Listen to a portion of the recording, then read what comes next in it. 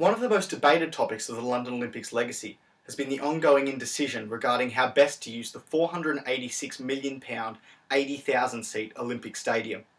Here was a stadium that held some of the most amazing and unforgettable moments of London 2012. A stadium that was the focal point of the entire Olympic Games, but it was virtually going to waste. 2 Premier League clubs, 1 Football League club, 3 county cricket clubs, 2 rugby union clubs and 1 rugby league club all bid for tenancy of the stadium, all with different visions of its use and all with different reasons as to why they deserved it the most. Ultimately, in terms of its use throughout the winter, the 3 football clubs, West Ham, Tottenham and Leyton Orient, were the last 3 standing.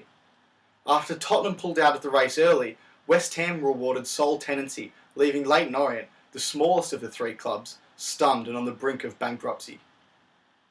But just how do the essence of these 3 clubs, the supporters, feel about the initial proposals to move into the Olympic Stadium? For Tottenham season ticket holder Tom Rodwell, a concern over living in the shadow of the Olympic legacy was worrying, while for long-time West Ham season ticket holder Lee Glasspool, the move was a necessity to see the club grow. If we moved into the Olympic Stadium, not only with a running track, you'd never get the atmosphere. I know West Ham have come to a sort of agreement to whatever with it, but what we could never do is live up to the legacy, I think, of sort of the Olympics. So moments like Mo Farah, Jess Ennis, they'd always, whatever we did in that stadium would never be enough. So I think to have our own stadium, like the Emirates, you know, like all these modern grounds, is what we should have gone for, really, and what we are going for. It's kind of I'm in two minds. I guess now I've got over the thought of it and the progression and the way football is now, that to develop we're going to have to move somewhere bigger, and we can't develop, we've been told we can't develop underground, so to move is the only other option. This is a good opportunity, although it's not ideal. However, while both had differing views on whether they wanted their clubs to move into the Olympic Stadium, both agreed on one thing: the fans weren't given enough say. From what I understand, I think it felt like from the beginning it was Gold and Sullivan's idea. They want to do this. I guess they're businessmen, they want to make money out of it. They say the club's interest is there, but I'd say, I don't know. As it developed, they'd bring fans in for forums, there was questionnaires, and I think in the polls it turned out that more people were for it than against it.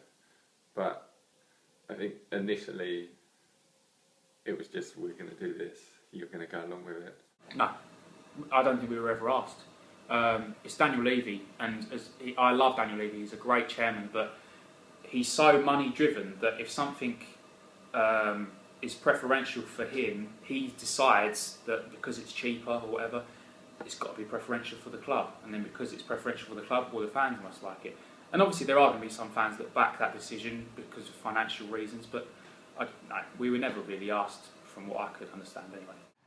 The Daily Telegraph sport reporter and self-confessed Leyton Orient fan Luke Edwards was one of a number of Leyton Orient supporters furious that the League One club wasn't awarded tenancy to the stadium. Although Orient are within the closest proximity to the Olympic Stadium, the third-tier club was overlooked for West Ham.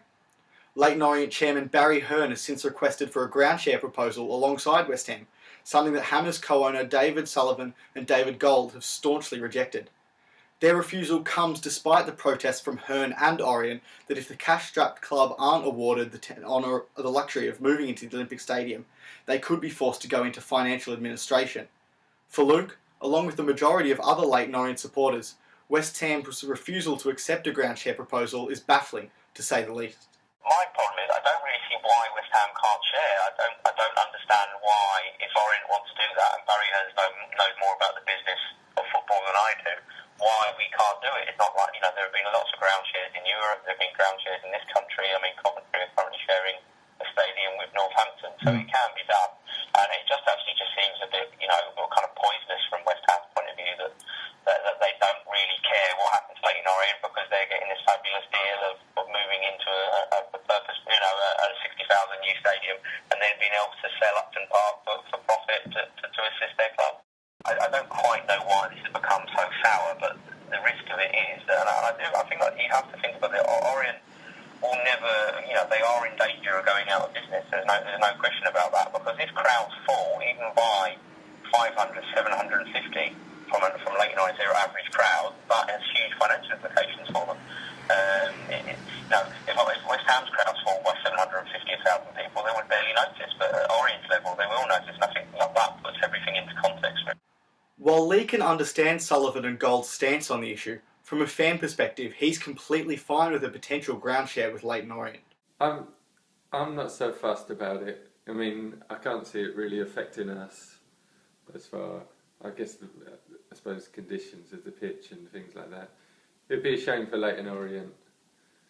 I guess they're going to suffer, maybe like the fan base from it. But I don't know, because I'm still not so convinced about the stadium that it's not. I haven't really got a passion for it. It's like our stadium. At the moment, it doesn't feel like, because it's still in progress. It doesn't feel like this is our ground.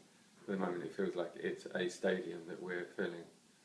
For Luke, arguably the biggest injustice of this debacle has been the closeness of Leyton Orient from the Olympic Stadium, which is just over 2 miles from Orient's home ground on Brisbane Road. It's a feeling Tom can agree with, and one that made him apprehensive about Tottenham's initial proposals. And I think the most worrying thing for me about the whole scenario is that both the Premier League and the Football League are all stipulate that a club cannot move to the detriment of another football club. It's their area. We have no right. We never had any right to go for that, in my opinion, because it's Stratford. It's East London. So for us to move there, we'd no longer be Tottenham Hotspur. By definition, what would we be? Stratford Spurs? It just doesn't work, does it? A further wrangling factor for Luke was when Tottenham were given a financial incentive to pull out of the race for the Olympic Stadium, money which Spurs are now planning to use to build a 56,000-seat stadium across the road from White Hart Lane.